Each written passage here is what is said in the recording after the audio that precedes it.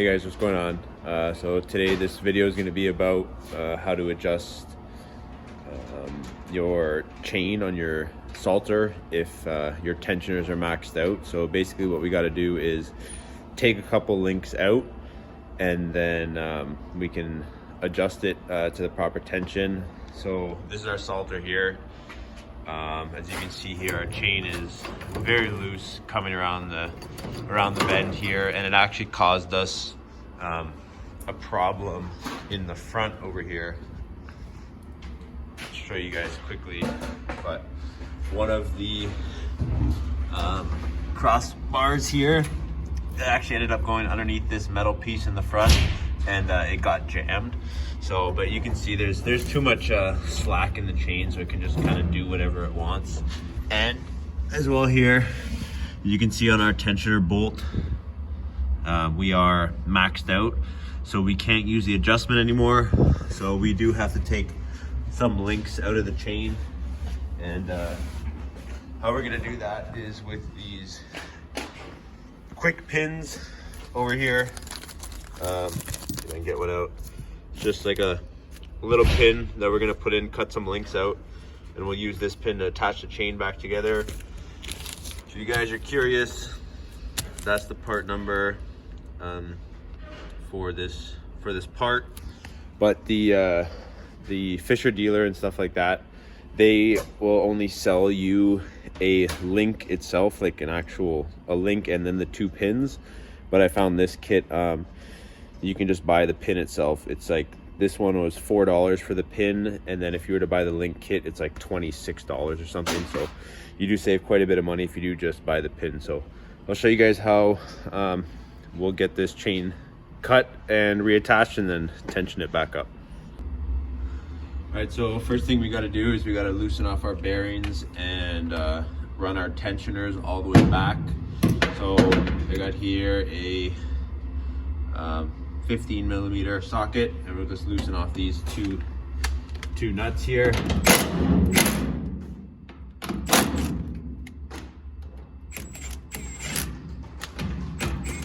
You don't have to take them out all the way off, just got to be loose. And then next thing we'll do with 24 millimeter wrench, as well as I have a 24 millimeter socket on a electric ratchet.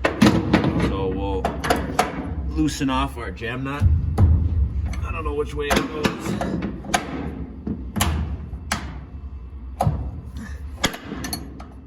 So we'll loosen it off and spin it all the way down by hand.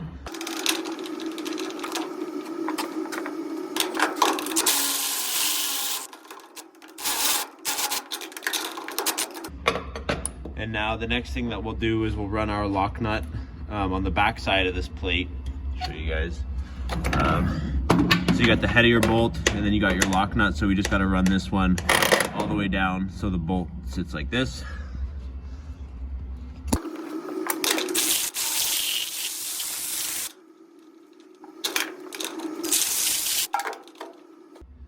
So now we've got everything loose.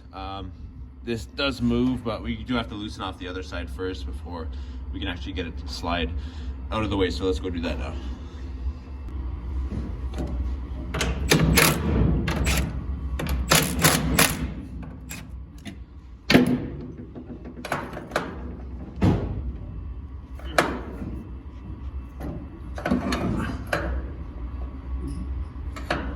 This one looks like it's actually welded on, nuts welded on there. I've never seen that before, so we might actually just be able to put our socket on here and just should be able just to wind it back.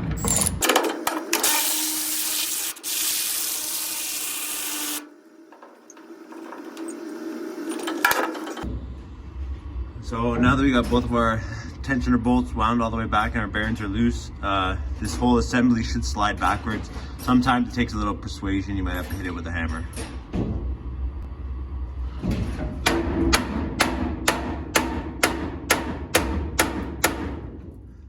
As well, you'll have to move this side a little bit and then go to the other side and just keep working it back and forth.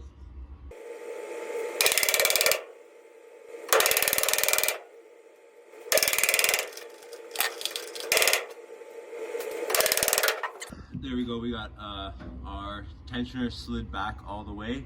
Now we'll go to the back of the salter and we'll cut our chain from there and reinstall it. So we're at the back of the salter now. What I did is I just pulled on the bottom of our chain here until all the slack came out. So that is how much extra chain we have, which is quite a bit. So honestly, it looks like we could probably take out 5 links, 1, 2, 3, 4, 5 links out of this chain, and then we'll be good. So how we'll do that is we will just cut these pins out with a grinder. You do have to have a grinder that has a pretty thin wheel to be able to do it, but I'll show you guys how we do that. So I got my grinder here. It's just a little rigid, like 3-inch wheel grinder. This is perfect for doing this instead of having your big like 6.5 or 7-inch grinder. It's so much easier just to get in there with this little blade.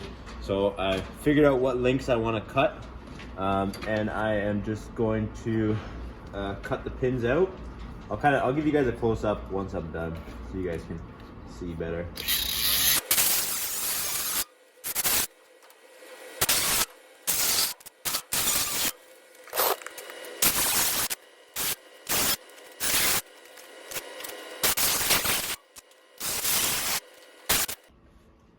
So we got our first section of the chain cut off, and now what we'll have to do is just figure out where it's going to go, and then we will cut the next section.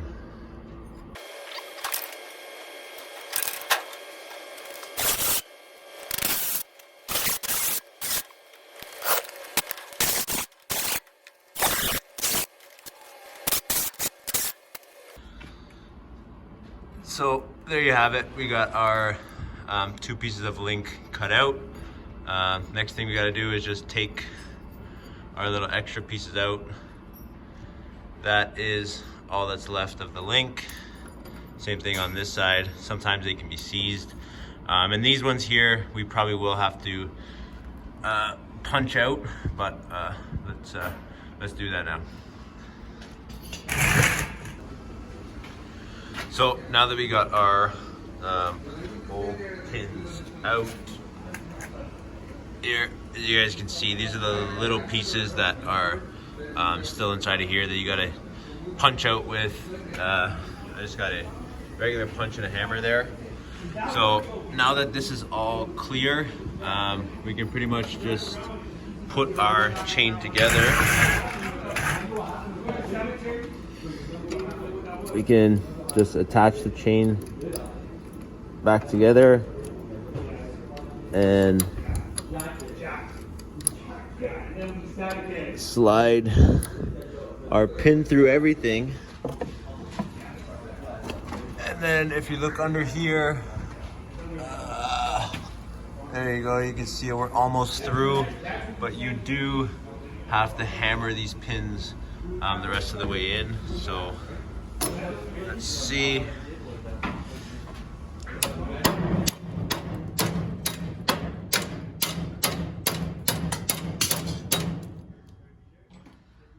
So there you go. Now you can see our pin here is flush, and then on the other side here we can, there you go, we have the hole accessible to stick our cotter pin through. Everything that I can see, I think the pin is supposed to go from the outside in. It's supposed to prevent it, I guess, from backing out on its own if it has the chance if your cotter pin breaks.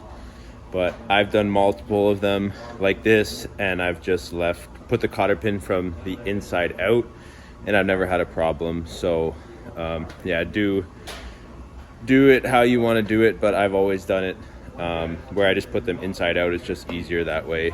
And yeah, so I'll get the other side done, and then we will tension the chain back up, and then this thing will be good to go. So there we go, we got our 2 new pins installed, as well as our cotter pins there and on the outside right there. So last thing we got to do now is tension up our chain. So come back around here in the front of the salter, and basically just the opposite of what we did earlier. So we're just gonna screw these bolts in, and it's gonna push our bearing out. So that's this side done, and then now I'm just gonna go over to the other side. You kind of want to eyeball it, like this gap here. You want to eyeball it and make sure it's kind of the same on the other side.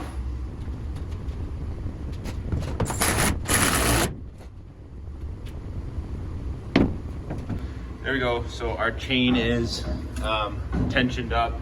It's even on both sides. And if we look under here now in the back, it's a lot nicer. It hugs the gear all the way around instead of kind of looping down here and then going back up. I think I read in the owner's manual of these things, the chain is only supposed to touch the bottom guide rail, like in the middle of your salter here.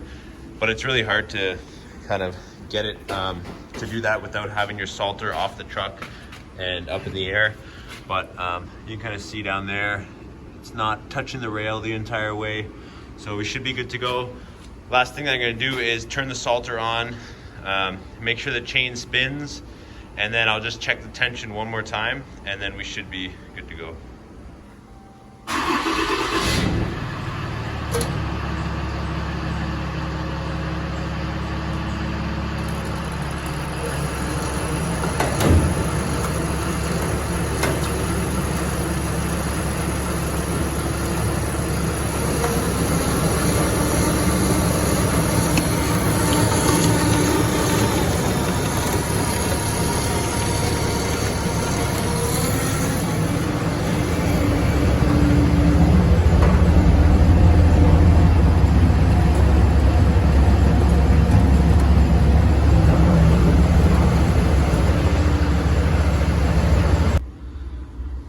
Now that we ran the salter, double checked everything's good, last thing we got to do is just tighten up our jam nut on the back side here of our adjuster. So just run that down by hand, and then we will just snug it up with our wrench. And then last thing we got to do is tighten up our bearing, and I'll go do the same thing on the other side. And that's it.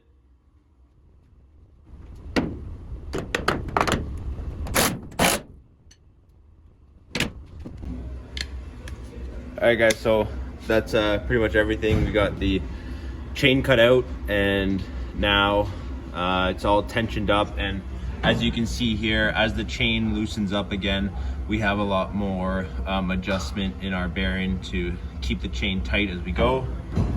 And as you guys can see here, like all this movement inside the links is just, that's how the chains get loose, and that's why you got to sometimes cut out sections of chain, because if you can imagine that much play inside every single link, and I don't know, let's say there's 200 links across this whole chain, then that's how they end up getting loose over time. It is just a normal thing, wear and tear on these machines. So yeah, that's a way to do it without having to buy a new chain. Some people, when their tensioner's all the way out, then they end up buying a new chain. But I always have just cut the section of chain out, and then you can just keep using it. So yeah, hope you guys enjoyed, and hopefully this video makes sense, and you guys can use this to tension up your own chains and stuff like that. So yeah, have a good day, guys.